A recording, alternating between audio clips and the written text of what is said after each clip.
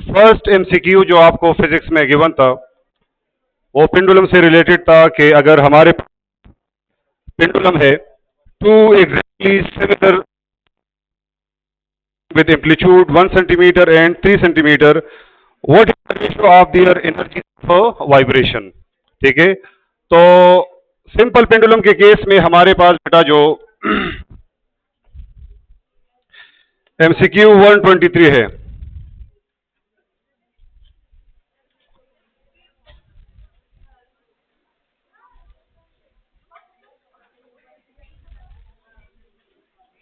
और इसमें हमें पता है कि टोटल एनर्जी जो होती है in case of simple harmonic motion वो बराबर है half M omega square X not square, मतलब टोटल एनर्जी का एम्पलीट्यूड रिलेशन है स्क्वायर की फॉर्म में। ठीक है, तो अगर मैं एनर्जी E1 लूं और E2 दो पेंडुलम्स के लिए तो इनका रेशियो हो जाएगा एक्स नॉट 1 स्क्वायर और एक्स नॉट 2 का स्क्वायर। एम्पलीट्यूड क्या, एक के लिए 1 सेंटीमीटर, ठीक है, और दूसरे के लिए आपके पास क्या गिवन था 3, तो 3 3 जा 9, तो 1:9। ऑप्शन नंबर सी इसमें करेक्ट। रट लिखम हाँ, वाह खैर रे बचे। A particle is in simple harmonic motion of amplitude.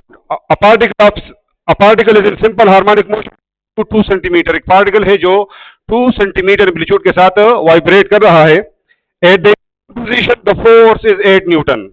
हमें पता है कि सिंपल हार्मोनिक मोशन में एक्सट्रीम पोजीशन पे जो रिस्टोरिंग फोर्स होती है वो क्या होती है, मैक्सिमम होती है, क्योंकि रिस्टोरिंग फोर्स जो है उसका डिस्प्लेसमेंट के साथ from the mean direct relation है। Force towards the mean position है, displacement away from the mean तो नेगेटिव साइन है। यहां पे हम मैग्नीट्यूड की रिलेशन करें तो ये कह रहे कि अगर आपके पास एक्सट्रीम पे है, ठीक है, तो फोर्स कितना है 8 न्यूटन का है, क्योंकि ये डिस्प्लेसमेंट या अगर आप एम्पलीट्यूड को हाफ करते हैं, क्योंकि कहा गया है कि मीन और एक्सट्रीम के मिड में, एक्सट्रीम पे तो मिड में आ गया है, तो एम्पलीट्यूड के हाफ होने से फोर्स क्या हो जाएगा, हाफ हो जाएगा। तो इसमें जो करेक्ट ऑप्शन है वो ऑप्शन नंबर डी है। MCQ 125, a particle executing simple harmonic motion of amplitude 5 centimeter, maximum speed of 31.4 centimeter per second, the frequency of its हाँ v आपके पास बेटा यहां पे लिखा जाएगा ओमेगा इंटू एक्स नॉट या X M. Omega angular frequency 2 pi by F की form में हम लिख सकते हैं। अगर एफ यहां पे आ जाए, अच्छा ठीक, 2 पाई एफ है, ठीक है बेटा। अगर हमने एफ निकालना है तो ये क्या हो जाएगा, वी एक्स हो जाएगा, ठीक है। अब 0.4 सेंटीमीटर, यहां पे पाई की वैल्यू 0.14 मल्टीप्लाई बाय 5 सेंटीमीटर, तो अगर इनको मल्टीप्लाई करें से भी आएगा 31, तो आपस में इसका जो आंसर है वो है 1 हर्ट्ज। ऑप्शन नंबर डी इसमें करेक्ट था। 126, in damped harmonic oscillation which one decreases. आपको पता है डैम्पिंग में हो तो ऑसिलेशन को कंटिन्यू रखने के लिए सिस्टम के पास जो एनर्जी थी वो डिसिपेट होगी, जो टोटल एनर्जी थी। आइडियल जिसमें कोई रेजिस्टिव फोर्सेस इन्वॉल्व ना हो तो टोटल एनर्जी क्या रहती है, सेम रहती है, कांस्टेंट। तो उनके खिलाफ बर्डन डिसिपेट होती है, जाया होती है। तो अगर एनर्जी में कमी आती है तो साथ में एम्पलीट्यूड में भी क्या आएगी, कमी आएगी, क्योंकि इनके दरमियान डायरेक्ट रिलेशन है। तो बोथ विल डिक्रीज, तो एम्पलीट्यूड एंड एनर्जी। तो ऑप्शन नंबर सी इसमें करेक्ट है।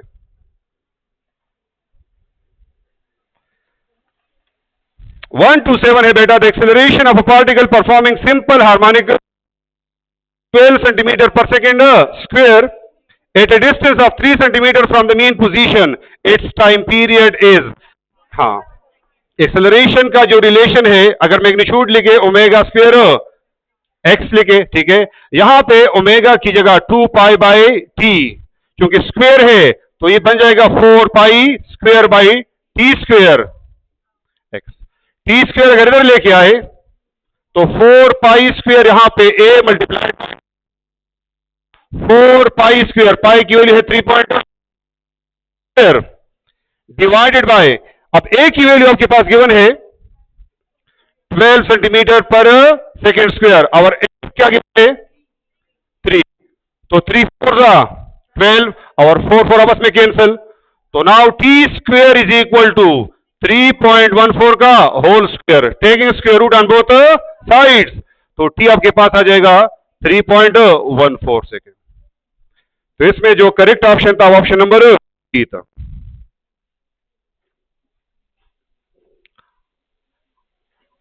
अच्छा, नेक्स्ट है MCQ number 128। A simple pendulum is taken from the equator to the pole, its period. जब आप सिंपल पेंडुलम को इक्वेटर से पोल पे लेके जाते हैं तो आपने पढ़ा हुआ है कि अर्थ जो है वो कंप्लीट सर्कल नहीं है, इक्वेटर के डिस्टेंस में और पोल के डिस्टेंस में फर्क है।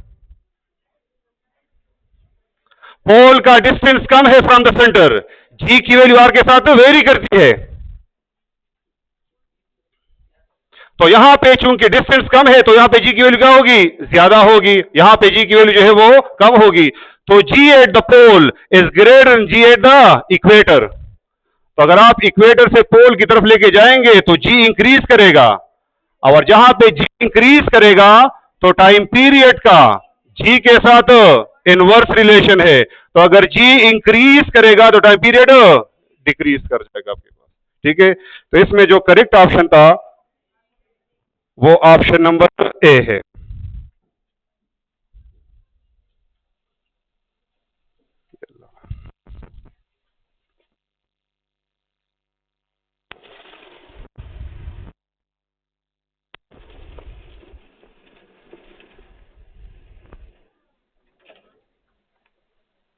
अच्छा जी, नेक्स्ट एमसीक्यू है the ratio of frequencies of two pendulum is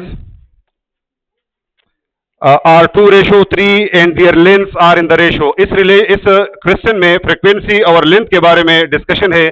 हमें पता है कि सिंपल पेंडुलम के केस में फ्रीक्वेंसी का लेंथ के साथ इनवर्स स्क्वायर रूट के साथ इनवर्स रिलेशन है, तो जो रिलेशन है बेटा वो ये है, एमसीक्यू था 129।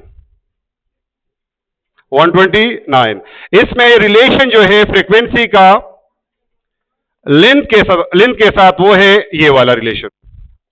अगर मैं स्क्वायर ले लूं तो ये क्या बन जाएगा, एफ स्क्वायर, और यहां से एल, हाँ एफ स्क्वायर का 1 एल के साथ रिलेशन बन गया। अगर आप लेंथ का रेशियो लेते हैं तो रिलेशन इनवर्स है, तो L1 by L2 will be equal to, ये फार्मूला अपने इस्तेमाल करना है। अब इस फार्मूले में इफ था F1 रेशो F2 वो 2:3, तो यहां पे बेटा 3 पुट करे उसका स्क्वायर, यहां पे 2 पुट करे उसका स्क्वायर, 3 3 जा 9, 2 2 जा 4, तो the correct option option number D आपके पास। Correct option is option number D. Ratio जब भी लेंगे तो L1 by L2 1/2 आपने लेना है। डी डी डी डी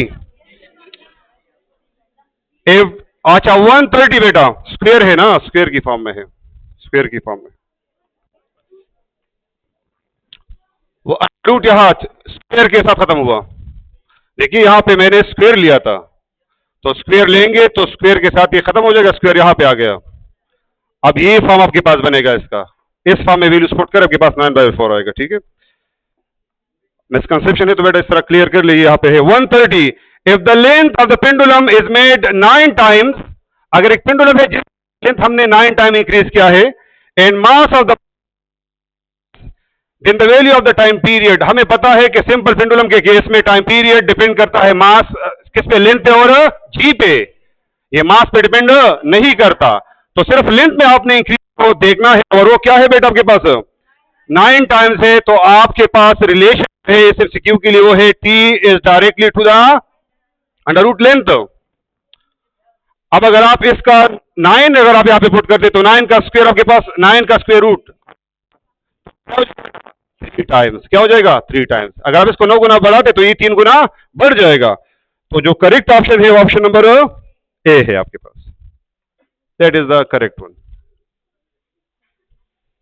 अगर आप इसको 9 टाइम कराते हैं तो स्क्वायर रूट क्या है बेटा 9 का स्क्वायर रूट 3 आता है, तो ये 3 गुना बढ़ेगा आपके पास। अच्छा, अब नेक्स्ट है 131। When a mass undergoes simple harmonic motion, there is always a constant ratio between its displacement and acceleration. Simple harmonic motion में a is equal to omega square x आप लेते हैं, तो a और x का जो ratio है that always remains constant। ठीक है, तो इसमें जो करेक्ट ऑप्शन था वो ऑप्शन नंबर ऑप्शन सी है। Option C is the correct one. Displacement और एक्सेलरेशन का रेशियो कांस्टेंट आपके पास। 132 in case of spring the total energy at the extreme position. हमें ये कहा गया है कि जो टोटल एनर्जी होती है वो आइडियल सिस्टम के लिए हमेशा के लिए कंजर्व या कांस्टेंट होती है। टोटल मैकेनिकल एनर्जी इस केस में आपके पास पोटेंशियल एनर्जी और काइनेटिक के सम के बराबर है। एक्सट्रीम पे पहुंच के बॉडी रेस्ट में बॉब रेस्ट में आ गया तो काइनेटिक जीरो, तो आपके पास किस फॉर्म में होगी पोटेंशियल की फॉर्म में होगी। तो total energy will be in the form of potential. Potential plus kinetic total mechanical energy at extreme kinetic क्या होगी जीरो हो जाएगी। तो total energy will be in the form of potential energy. अच्छा, यहां पे नेक्स्ट है 133, ये ऑप्शन नंबर सी था। 133 है time period of simple pendulum is independent of its. अगर आप फार्मूले को देखते हैं तो फार्मूले में लेंथ और जी का जिक्र है कि लेंथ से और जी की वैल्यू से टाइम पीरियड सिंपल पेंडुलम का जो है वो चेंज हो सकता है। मास से रिलेशन टाइम पीरियड का है, लेकिन वो मास अटैच टू स्प्रिंग में है, वहां पे एम और के दरमियान में रिलेशनशिप है। ठीक है, अब नेक्स्ट जो है इसमें मास 133 में मास जो था इस पर ये डिपेंड नहीं करता। 134 a body execute simple harmonic motion with an amplitude of a, what displacement from the mean position is potential energy of the body 1/4 of its total energy। हाँ, अभी आपने पढ़ा है कि टोटल तो कांस्टेंट रहती है, कभी काइनेटिक की सूरत में कभी पोटेंशियल की सूरत में। ये कह रहे कि वो डिस्प्लेसमेंट मालूम करे फ्रॉम द मीन, कि जिस पे पोटेंशियल एनर्जी की जो वैल्यू है वो टोटल एनर्जी के कितने हो 1/4 टाइम हो, 1/4 हो। ठीक है, तो आपने रिलेशन इस तरह इस्तेमाल करना है। आपको पता है कि potential half k x square है और kinetic half k x not square है। आपके पास हाफ के आपस में cancel, x square is equal to x not square by 4, taking square root on both sides, so x will be equal to x naught by 2। so the correct option is x naught by 2, जहां पे potential energy जो है वो total energy की 1/4, तो 3/4 part kinetic होगी, 1/4 part आपके पास potential होगी। अच्छा, 135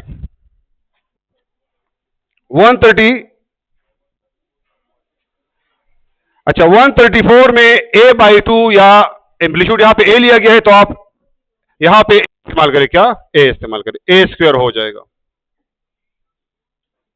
ठीक है, taking square root of plus a/2 हो जाएगा। मैंने ये कहा कि जो पोटेंशियल एनर्जी होती है, कहा गया है कि ये किस फासले जमीन टोटल के मुकाबले में कितनी होगी 1/4 टाइम्स होगी। तो potential energy 1/4 time of total energy मैंने लिखा, आप के की जगह m ओमेगा लिख सकते हैं। ठीक है, से ये कांस्टेंट टर्म कैंसिल हो जाएंगे, एक्स स्क्वायर आ जाएगा a स्क्वायर बाय 4, तो अगर आप स्क्वायर रूट लेते हैं तो a/2 आ जाएगा। तो इसमें जो करेक्ट ऑप्शन था वो ऑप्शन नंबर बी है।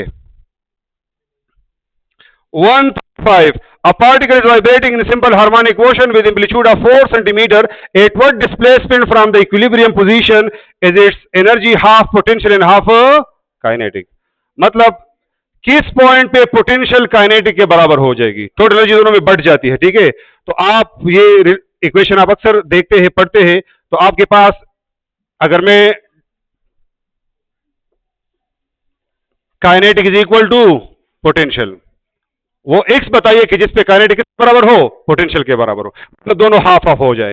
तो रिलेशन काइनेटिक का क्या है, half k x not square minus x square, यहां पे हाफ के एक्स स्क्वायर है, ठीक है, एक्स स्क्वायर है, हाफ के आपस में कैंसिल, तो x not square minus x square, यहां भी क्या है एक्स स्क्वायर, ये उधर जाएगा, तो एक्स नॉट स्क्वायर और एक्स से 2x स्क्वायर हो जाएगा, ठीक है। अच्छा, 2 को इस साइड पे डिवाइड करें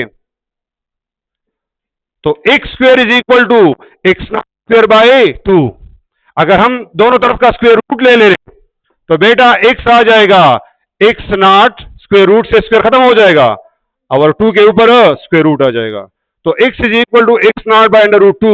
ये वो पोजीशन है कि जहां पे अब आपके पास यहां पे एम्पलीट्यूड कितना गिवन था, 4 सेंटीमीटर। अब वैल्यू पुट करें इसका, x is equal to 4 divide by under root 2। अगर ये ऑप्शन है तो ठीक है, अगर ये ऑप्शन नहीं है तो आप क्या करें, ऊपर और नीचे अंडर रूट 2 से क्या करें, डिवाइड और मल्टीप्लाई करें। तो यहां से आ जाएगा 4 अंडर रूट 2 और इन दोनों का स्क्वायर रूट से आ जाएगा 2 आ जाएगा, 2 2 जा 4, तो 2 अंडर रूट 2 आपके पास आ जाएगा। दैट इज द वैल्यू जहां पे आपके पास ये क्या हो जाएंगे, हाफ हाफ डिवाइड हो जाएंगे। तो the correct option is option number D. D is the correct one. D option आपके पास क्या बेटा, इसका करेक्ट ऑप्शन है।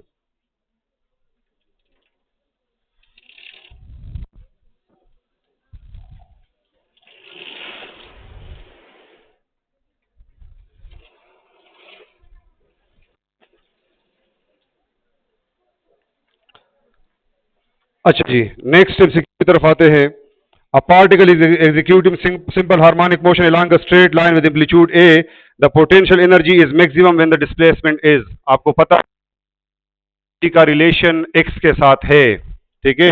पोटेंशियल एनर्जी का रिलेशन किसके साथ है, आप जब इसका फार्मूला लिखते हैं, इक्वेशन लिखते हैं, 136 की मैं बात कर रहा हूं कि पोटेंशियल एनर्जी आप लिखते हैं half k x square, potential energy का डिस्प्लेसमेंट के साथ स्क्वायर का डायरेक्ट रिलेशन है, ठीक है।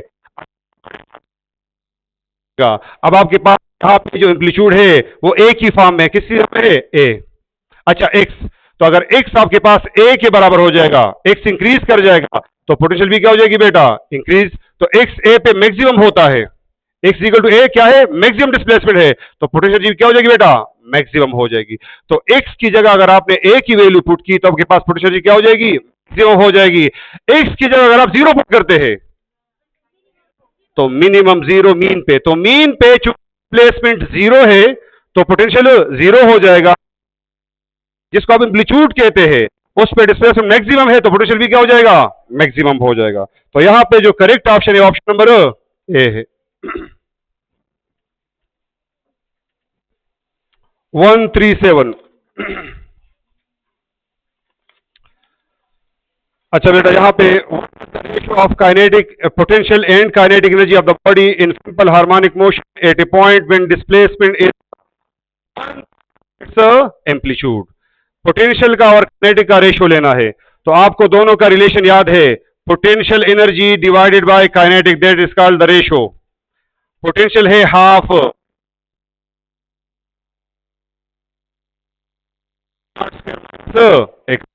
हाफ के आपस में cancel bye x not square minus x square. आपने पढ़ा हुआ है कि एक्स जो है वो एम्पलीट्यूड के 1/3 के बराबर है। इस एम्पलीट्यूड पे दोनों का रिलेशन क्या होगा, तो वैल्यू जरा पुट करें। आपके पास पोटेंशियल एनर्जी का काइनेटिक एनर्जी के साथ जो रेशियो आएगा,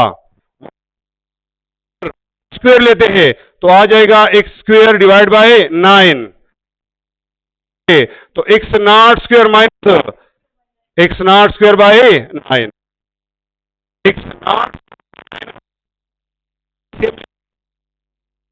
तो बेटा आपके पास आ जाएगा 8 एक्स, ठीक है। एक्स नॉट के साथ कैंसिल, इसको इस फॉर्म में आप लिख सकते हैं, एप्लीकेशन में कन्वर्ट करेंगे तो उलट दे इसको 9 8.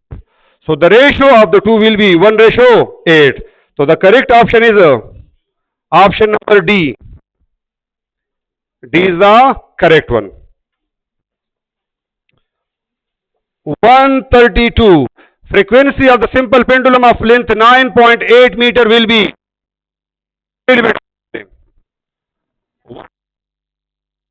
तो फ्रीक्वेंसी आप लिखते हैं 138 में, फ्रीक्वेंसी आप लिखते हैं 1/2 L, ये 1/2 पाई है, जी आपके पास 9.8 है, लेंथ भी आपने 9.8 लिया है, तो 1 आ जाएगा, तो आपके पास रह जाएगा 1/2 पाई हर्ट्ज। तो इसमें जो करेक्ट ऑप्शन था ऑप्शन नंबर सी है, option C is the correct one. अच्छा 139, what is the length of the pendulum whose period is 6.28 second at a place where g is 10? तो अगर आपने लेंथ मालूम करना है और आपको पीरियड गिवन है तो फार्मूला क्या बन जाएगा, t is equal to 2 pi L by G. ठीक है, आपने एल क्यू निकालनी है तो स्क्वेयरिंग बोथ साइड्स, तो T square 4 pi square L by G, या L is equal to T square G divide by 4 pi square. Value स्पुट करे, ये 6.28 के है, उसका स्क्वेयर ले ले, मल्टीप्लाइड बाय जी क्या है 9.8 जी, हाँ 10 है, ठीक है ना। अच्छा 4 और पाई क्या 3.14 का क्या बेटा स्क्वेयर है। अगर आप इनको आपस में काट दे तमाम को तो सोल्यूशन से आएगा 9.8 मीटर।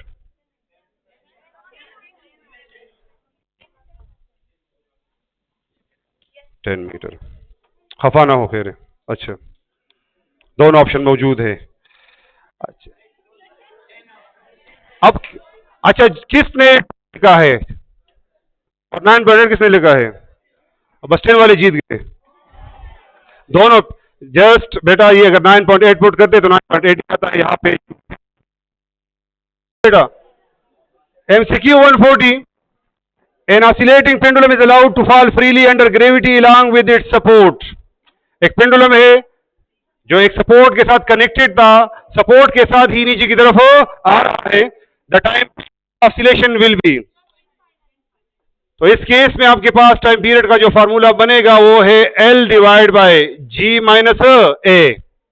डाउनवर्ड के लिए माइनस ए, अपवर्ड के लिए प्लस ए। तो फ्री फॉल के लिए ए की वैल्यू क्या है, G है, तो 2 pi under the root L divide by G minus G से क्या आ जाएगा 0 आ जाएगा, तो something divide by 0 becomes infinite. तो इसमें जो करेक्ट ऑप्शन है ऑप्शन नंबर डी है। 141 है, a body moves with simple harmonic motion and makes a complete oscillation in second. Time period जो है वो कितना है, इन सेकेंड है। व्हाट इज एंगुलर फ्रीक्वेंसी, तो इन दोनों का जो आपस में रिलेशन है वो है 2 पाई बाय टी। तो टाइम कितना है, n है, तो 2 पाई बाय n आपके पास है रेडियन पर सेकेंड। तो इसमें जो करेक्ट ऑप्शन है ऑप्शन नंबर डी है, ऑप्शन डी करेक्ट है। अच्छा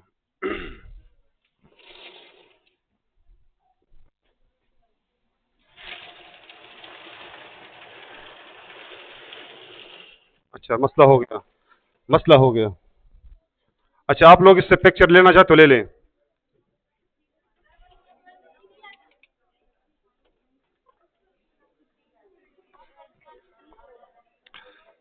ये टाइम पीरियड गिवन है, फ्रीक्वेंसी की बात है, टाइम पीरियड की बात, टाइम गिवन है इन सेकेंड्स। अच्छा 142 है, the product of time period and frequency is equal to. हमें पता है कि फ्रीक्वेंसी और टाइम पीरियड आपस में क्या है, रेसिप्रोकल है। अगर आप इनको आपस में मल्टीप्लाई करते हैं so that will be equal to 1। इसका मतलब ये है कि अगर आप फ्रीक्वेंसी को इंक्रीज करते हैं जितने टाइम, तो टाइम पीरियड उतने टाइम डिक्रीज करता है, the product will always be equal to 1। अगर मैं फ्रीक्वेंसी डबल करूंगा तो टाइम पीरियड हाफ हो जाएगा, तो टू आपस में क्या 1, तो the product will always remain the equal to 1 same। 143 है, a particle executing simple harmonic motion with a time period of 2 seconds and amplitude of 12 centimeter, its max, so V is equal to MCQ है 143, V given है omega into XM, V is equal to omega है 2 pi by T और साथ में XM 2 पाई, T की value है 2 second, XM given है 12 centimetre, ठीक है, तो 2 6 12 हो जाएगा, तो आपके पास 12 pi centimetre per second, so the correct option is B 144। A particle is vibrating in simple harmonic motion while passing through the extreme position, its energy will be, कौन सी एनर्जी मैक्सिमम होगी, पोटेंशियल मैक्सिमम होती है, तो option number A correct है, potential is maximum at the extreme. 145 है, a particle vibrating in simple harmonic motion has acceleration of 16 centimetre, it is at a distance of 4 centimeter from the mean position, its time period is, तो acceleration आपके पास है 4 pi square by T square into x. आपसे पूछ रहे हैं कि इसका time period क्या होगा, तो टी स्क्वेयर इधर लेके आए, 4 पाई स्क्वेयर ए इंटू एक्स हो जाएगा, 4 पाई स्क्वेयर, ए की वैल्यू क्या गिवन है 16 और डिस्प्लेसमेंट क्या बेटा, ये 4 गिवन है 16 और 4 आपस में कैंसल, तो T square is equal to pi square, तो आपके पास t is equal to pi आ जाएगा जो कि बराबर है 3.14 सेकेंड, तो correct option option number C आपके पास। 146, the time period of a simple pendulum measured inside a stationary lift is t if the lift is starting upward, time period, अभी मैंने बताया था कि टाइम पीरियड जब लिफ्ट में सिंपल पेंडुलम आपके पास लिफ्ट में है और लिफ्ट ऊपर की तरफ जा रहा है, ठीक है, तो अपवर्ड मोशन में टाइम पीरियड के लिए जो फार्मूला है वो बन जाएगा g प्लस ए। अब ए की वैल्यू गिवन है g बाई 3, तो वैल्यू पुट करे 2 पाई, एल अपनी जगह पे और g की वैल्यू g, और इसका अगर आप एलसीएम लेते तो क्या है आ जाएगा, ठीक है, या 2 पाई, अच्छा 4 का स्क्वायर रूट क्या था बेटा आपके पास 2 आता है, तो क्या बन गया 3l डिवाइड बाय 4g, ठीक है, या आप इसको इस तरह लिख सकते हैं कि 2 pi l by g under the root और दूसरे अंडर रूट के अंदर 3 बाय 4, तो 3 रह जाएगा अंडर द रूट 3 और 4 का अंडर रूट क्या आ जाएगा 2 आ जाएगा, और ये जो पार्ट है ये इनिशियल टाइम पीरियड के बराबर है, तो टाइम पीरियड क्या बन जाएगा under root 3 by 2 times of initial value of time period, तो करेक्ट ऑप्शन जो है वो है ऑप्शन नंबर बी। दोबारा देखिए मैंने ये कहा कि वैल्यू पुट करते हैं, जस्ट में एलसीएम लेना है, तो ये 4g बाई 3, 3 ऊपर चला गया, 3l by 4 into G, L by G को अलग लिख ले और अंडर रूट 3 बाई 4 को अलग, 3 का अंडर रूट रह जाएगा और 4 का स्क्वायर रूट किसके बराबर है 2, तो अंडर रूट 3 बाई 2 और ये आपके पास टाइम पीरियड की इनिशियल वैल्यू है, तो अंडर रूट 3 बाई 2 टाइम्स आपके पास बढ़ जाएगा टाइम पीरियड। नेक्स्ट है 140, अच्छा 147, the time period of second pendulum at the moon is, second pendulum के पास क्या हो जाएगा बेटा 2 सेकेंड ही रहता है, कितना रहता है 2 सेकेंड, ये आपके पास 2 सेकेंड ही रहेगा। 148 है, if the period of oscillation of mass m suspended from a spring is 1 second, the time period of 4m, 4m के लिए क्या होगा बेटा, हाँ तो आपके पास अगर ये m के साथ ये रिलेशन है mass attach to spring case में, और आप मास को जाएगा 2, तो टाइम पीरियड डबल हो जाएगा। तो पहले 1 सेकेंड, अब क्या हो जाएगा 2 सेकेंड हो जाएगा। तो 2 सेकेंड के पास क्या है 2 सेकेंड।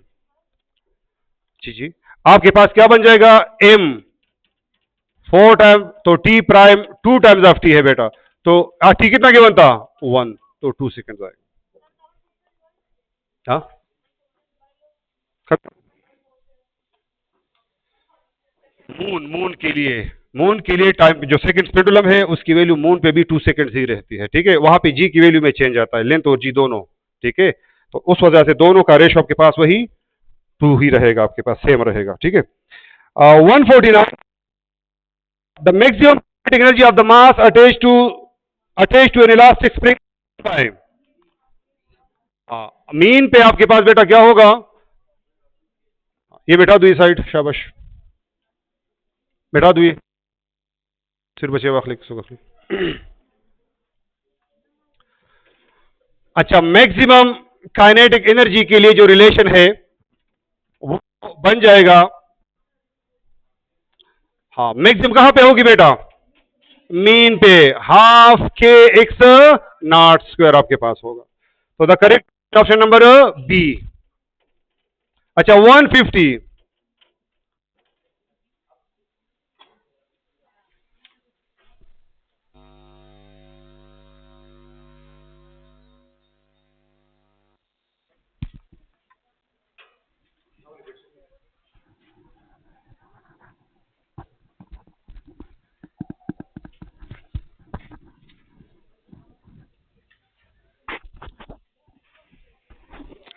अच्छा बेटो, तो करेक्ट ऑप्शन बेटा इसमें क्या था, बी ऑप्शन था। 150 की तरफ आते हैं, एमसीक्यू 150 है the direction of both acceleration in restoring force. हाँ आपने न्यूटन सेकेंड लॉ में पढ़ा, it is equal to m a. तो हमेशा के लिए जो डायरेक्शन फोर्स की वही एक्सेलरेशन की होगी, ठीक है। The direction of both acceleration restoring force is same, क्या रहेगा बेटा सेम। तो ऑप्शन नंबर ए करेक्ट है। 151 में the force which is responsible for the motion of simple pendulum, हम फोर्स ऑफ ग्रेविटी की बात करते हैं, डब्ल्यू वाई की बात करेंगे, और डब्ल्यू आपके पास किस क्या है बेटा, restoring force is provide by डब्ल्यू वाई, डब्ल्यू साइन थीटा या एम जी साइन थीटा आपके पास। 152 है the maximum velocity of the mass attach to spring, elastic spring is, तो उसके लिए रिलेशन है v not omega into x not है। यहां पे ओमेगा किसके बराबर है के बाय एम है, हाँ के बाय एम है बेटा। तो the correct option option number D. 153 है the total energy of the body executing simple harmonic motion is directly proportional to the square of amplitude, square of amplitude. तो 153 में total energy जो है वो amplitude के स्क्वायर के साथ उसका रिलेशन है बेटा। 154 the total energy of the mass attach to spring will always remains the constant, kinetic और पोटेंशियल इंक्रीज डिक्रीज होगी but their sum will always remains constant. तो ऑप्शन नंबर ए इसमें करेक्ट है, total energy will remain constant. 155 if the mass of the bob of simple pendulum is doubled the time period will remain the same, क्योंकि मास पे ये depend नहीं करता। तो option number सी इसमें करेक्ट है। 156 if the force is given 4 Newton 0 point and the displacement covered is 2 centimeter, extension जो है वो 2 सेंटीमीटर है, what will be the value of k? Hooke's law का इस्तेमाल करके यहां पे आप k की वैल्यू निकाल सकते हैं, k is equal to f by x। तो 4 से 0.2, हाँ 2 सेंटीमीटर है बेटा, तो 2 सेंटीमीटर को मीटर में कन्वर्ट करें तो 10-2 मीटर हो जाएगा, 10-2 मीटर। ये जब ऊपर जाएगा बेटा तो पावर प्लस हो जाएगा, डिवाइड बाय 2। तो अगर आप पॉइंट हटाएंगे नीचे 10 आएगा, एक 10 के साथ कैंसिल, तो नीचे 40 नीचे 2, तो 20 न्यूटन पर मीटर। तो ये आपके पास के की वैल्यू आएगी जो कि ऑप्शन नंबर बी है आपके पास। नेक्स्ट है 157, शाबाश। Two waves are produced by a simple harmonic oscillator in 4 seconds. Its time period is अच्छा रेट ऑफ फ्रीक्वेंसी आपके पास है 20 वेव्स डिवाइड बाय, हाँ 4 सेकेंड, तो आपके पास आ जाएगा 5 पर सेकेंड या 5 हर्ट्ज। आपसे टाइम पीरियड पूछा गया है, 1/f है, तो 1/5 से 0.2 आएगा। So the correct option, option number C. C is the correct one. C is the correct one, शाबाश।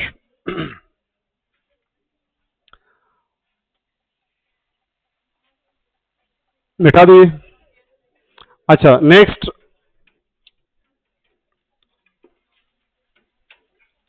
ऑप्शन आपके पास जो है क्वेश्चन है, the instantaneous displacement of the oscillator is given by x is equal to 10 cos of 20 t centimetre. एक oscillator का given है of 20 into t centimetre. कह रहे इसका एम्पलीट्यूड क्या होगा, तो आपको पता है कि generally x is equal to x not होता है cos ओमेगा टी। यहां पे एक्स नॉट का रिस्पॉन्ड करेगा 10 को और ओमेगा 20 को, तो यहां पे आपके पास एम्पलीट्यूड आएगा कितना, 10 सेंटीमीटर आपके पास आएगा। तो जो करेक्ट ऑप्शन है यहां पे वो ऑप्शन नंबर बी है। और ये एमसीक्यू था आपके पास 158। अच्छा 159, ऐसा unit of product of frequency and time period, no unit. Frequency और टाइम पीरियड का अगर आप प्रोडक्ट लेते हैं तो एक है पर सेकंड, एक है सेकंड, आपस में कैंसिल 1, तो देयर इज नो यूनिट। तो ऑप्शन नंबर डी करेक्ट है। In vibratory motion of a body the total energy will remains constant, तो 160 में ऑप्शन नंबर डी करेक्ट है।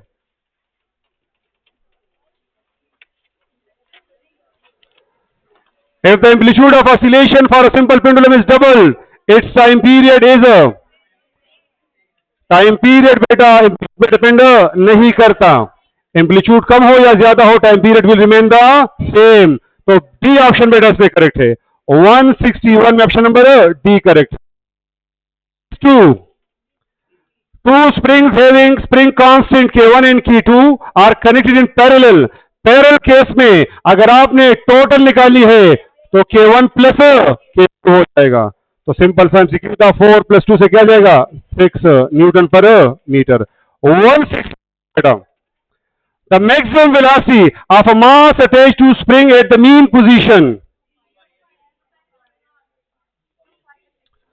अच्छा तो आपके पास v is equal to omega into x not है, ओमेगा 2πf की फॉर्म में हम लिख सकते हैं, तो that is the correct option जो कि है option number C. 164 the total energy of the simple harmonic oscillator is 20 joule at the extreme position. अच्छा 20 जूल है, टोटल एनर्जी 20 जूल है, एक्सट्रीम पे पोटेंशियल कितनी होगी, हमें पता है कि एक्सट्रीम पे टोटल पोटेंशियल की फॉर्म में होती है, तो आपके पास 20 जूल ही आएगा। ठीक है, तो correct option is option C. 165 the angle between the acceleration and displacement during SHM is हाँ आपके पास इनके दरमियान 180 है, A is proportional to minus X, both are in opposite direction. Displacement जो है वो है away from the mean position, और acceleration always towards the mean position. ठीक है, तो इस तरह आपके पास आएगा 180 degree.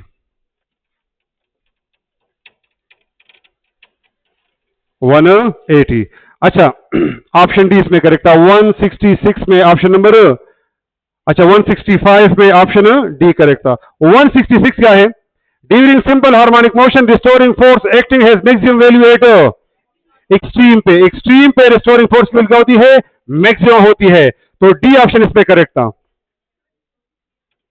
Plus minus x not वाला, क्योंकि F is proportional to x, जहां पे एक्स मैक्सिमम वहां पे रिस्टोरिंग फोर्स भी मैक्सिमम, तो डी ऑप्शन करेक्ट था।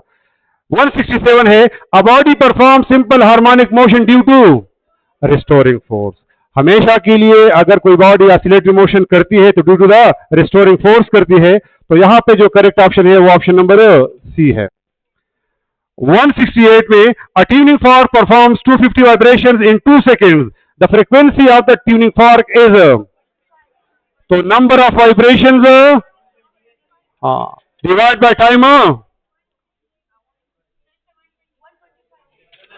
तो 256 divided by 2 128 128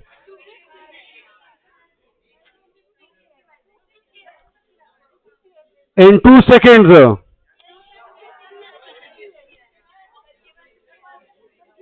time period given है ना, इसमें क्या है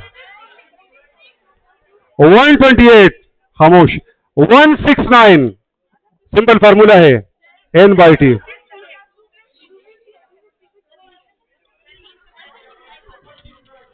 ये 256 है बेटा, 256 है, उसका हाफ है। इसको करेक्ट कर ले इनाम तो वैसे भी उनके पास वापस चला गया, करेक्शन आप कर ले, ठीक है बेटा, करेक्शन के ये 256 है बेटा, उसका हाफ 128 आता है। ये माइनर एरर बेटा आ सकते हैं, ये 256 ही था, अब गलती होगी लेकिन आप इसको करेक्ट कर ले, ठीक है। मेन कंसेप्ट सीखना है, कंसेप्ट आपके पास आ गया कि अगर 256 गिवन है तो 128 आएगा, 250 गिवन होगा तो इस हिसाब से आपके पास 125 आएगा, ठीक है। तो इस हिसाब से आपके पास 169 which are the following is not true for the second pendulum।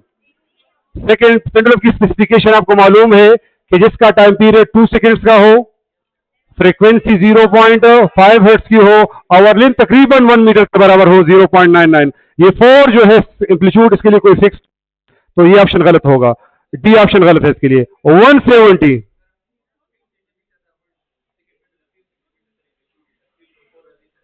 हाँ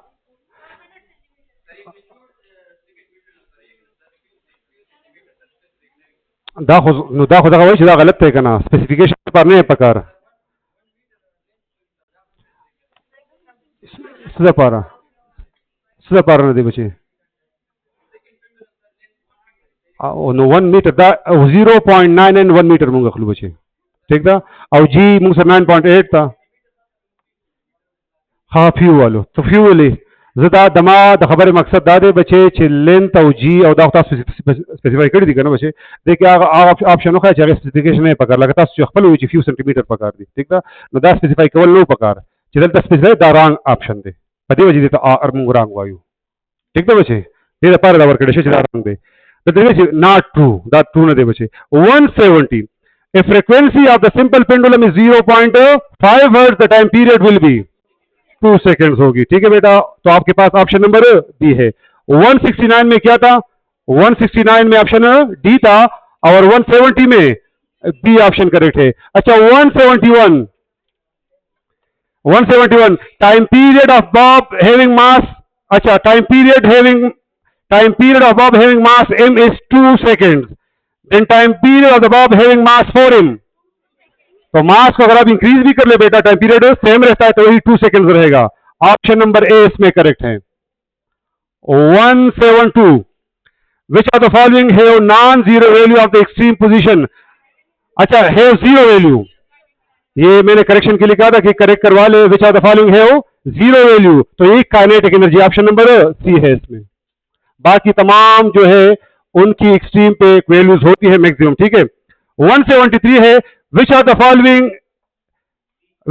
given equation is correct in simple harmonic motion at the mean position। हमें पता है कि मीन पे टोटल काइनेटिक की फॉर्म में होती है, तो the correct option is B option, ठीक है। 174 the tension in the string of the simple pendulum is maximum at the mean position. Mean पे टेंशन वेट के साथ अगर आप देखिए पूरा वेट जो है उसके इक्वल है, लेकिन एक्सट्रीम पे जब जाता है तो वेट का एक कंपोनेंट है, ठीक है। तो टेंशन मीन पे क्या होगी, मैक्सिमम होगी, और एक्सट्रीम पे क्या होगी बेटा, मिनिमम होगी। तो 174 में आपके पास ऑप्शन नंबर बी करेक्ट है। 175 में the unit of spring constant, तो newton per metre, option number C correct है। और लास्ट है 176 if the spring is cut into 2 equal parts then the spring, अच्छा के का लेंथ के साथ इनवर्स रिलेशन है, अगर आप इसको हाफ करते तो के डबल हो जाएगा, तो हर एक स्प्रिंग की के की वैल्यू डबल हो जाएगी। तो करेक्ट ऑप्शन नंबर बी आपके पास।